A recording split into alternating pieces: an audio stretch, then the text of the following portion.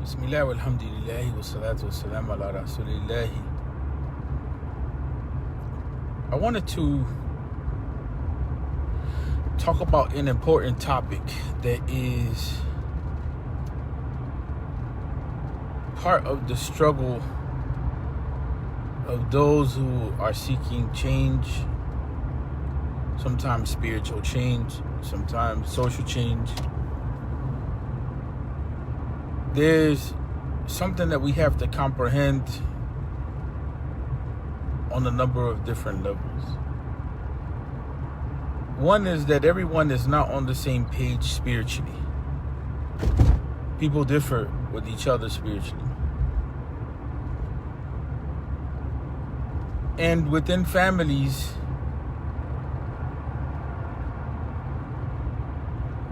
at times what begins to happen is that people are on different pages with regard to life. That's the nature of this society. This society has a tendency of making people into individuals. And the danger is that it's not the individual that we want. It's a person that practices individualism. And so what begins to happen is that people become more and more isolationist, psychologically, emotionally, intellectually, and then they feel like no one understands them. This is one part of this crisis. When you start to push for change within yourself, or you're growing, or you're maturing, and you find that you're not identifying with your family. That's one level. This is one scenario, one type of situation. And sometimes what begins to happen is we start to go so far from our families, that what becomes more important for us is strangers and what they see. And you see that with youth. This is what happens with the peer group. This is what happens with the fan clubs. They go in that direction. And when families are abusive, people have a tendency of trying to seek a way out. And the danger in all of that is that when the family is not supportive, or you don't include the family in the process, it's a situation. I'm talking about the process of like counseling and the process of working through stuff. What ends up happening is that, there becomes an opposition between yourself and the family. And this is the same thing with those who are in social work and those who are in political work. There are similar dynamics. The group itself begins to turn in on itself. You see that in people that do, they're working as firefighters, police officers, all of that type of stuff. People begin to be, on their own. There's a lot of misunderstanding which takes place. And this is the dilemma of where we're at. We're in a situation where families are not communicating and they can't find each other. And then what's left is a psychology, a Eurocentric psychology that has nothing to do with the group. It has nothing to do with, at times, even fixing situations, because the psychology is about conformity and is about, your sense of well-being. But it's not always inclusive of other people, right? That's why we call it psychology, and we don't call it sociology, or we don't call it social psychology. And these are systems of thought of people that they don't always help us in the struggle. That's why Dr. Ignacio Martin Barro, when he wrote about liberation psychology, he talked about the necessity of reframing how we deal with psychology. In other words, that we can't just borrow Eurocentric psychology coming from North America. He was writing in Latin America. And just supplant it here, just plop it on ourselves. And the same thing with us. Look, we have issues that we have to come to terms with. Issues that have nothing to do with white society, white upper class society. You know what I'm saying? And it is the case that knowledge is not always universal, you know, in terms of its applications. I'm going to bring this down a little further. We need to have serious discussions about what it is that we're going through, because these situations that we're going through are not necessarily the situations that, you know, are the most important things for white America. And they already have their psychology. They already have their system of how they deal with things. You understand? A lot of us are still embedded in families, and we're embedded in communities, and we're not just living, you know, boundaried off in our own little worlds, in our own isolationist silos. We're almost there. We're almost there, but that's not really where our lives are at. So we have to, you know, learn how to bring people into the understanding of where we're at in our struggles. Other people in our families, in our communities, they have to understand where we're at in the struggles. That way we can be supportive of each other. That way we can be supportive of each other. It's not going to solve itself by just putting, you know, forcefully trying to bring about change. And sometimes that's what we do. We try to force each other to change so that people conform to what we want. You know what I'm saying? Some of us, the way that we deal with each other, the way that we deal with ourselves, like, we have serious issues with the way that we deal with each other, with the way that we deal with ourselves. We have serious issues.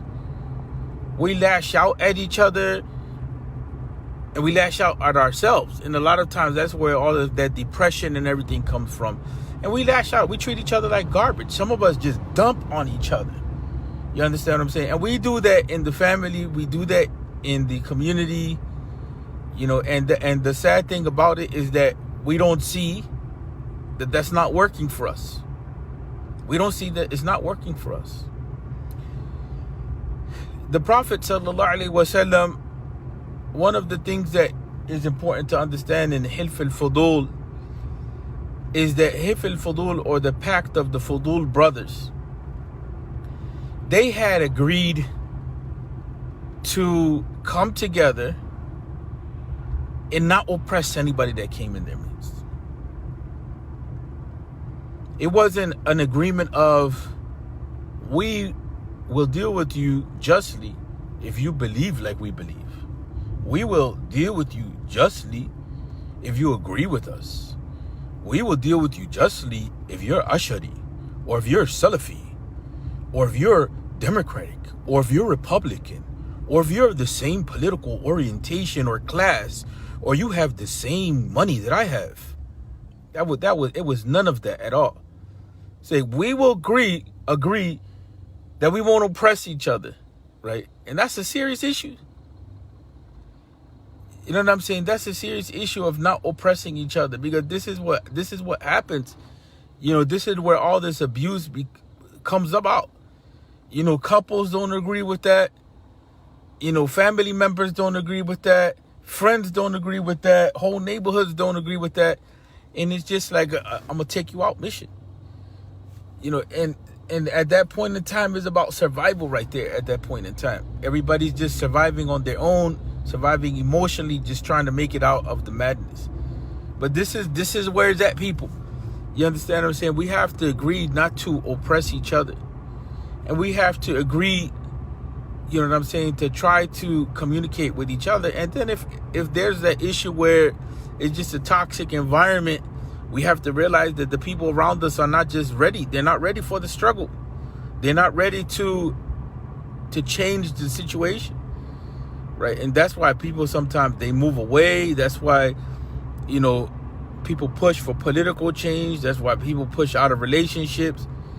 You know, it's no longer personal at that point. It's just, it comes to a point where it's time to roll out. But the reality of the situation is that somewhere along the line, we have to agree not to oppress ourselves and not to keep abusing ourselves through whatever tactic we use to maintain or to just function in life, because the people around us are not supportive. That's the number one. The number two is that we have to agree not to, again, oppress each other as all of this stuff, unfolds. It's not only the pandemic. I think the pandemic has just made things more clear for everybody. Some people feel they don't have support. Some people they realize they're in really bad relationships. Some people realize, society doesn't care. It's just, I think there's just some things that have become more clear because of the pandemic. But I'm leaving with that. We have to be considerate of each other. Families that don't look out for each other, and a lot of us don't, emotionally, spiritually, materially, or families in which one family member just takes advantage of everybody else, or communities that are like that, like we don't really care about what goes on with these people and so on and so forth. All of that is doomed to fail at the end of the day. And that's the sad part about it, is that when all of that fails even more than is already failing, people are just left by themselves trying to figure out what the heck they're going to do.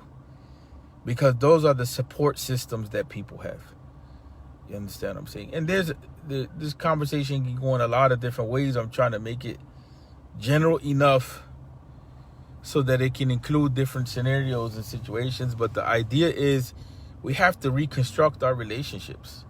There's no way out of this joint. Like, we have to reconstruct our relationships. And I'm telling you, people are literally breaking. And it's different kinds of backgrounds, different cultures, different age ranges. They're breaking. And we have to be on the same page to a certain degree.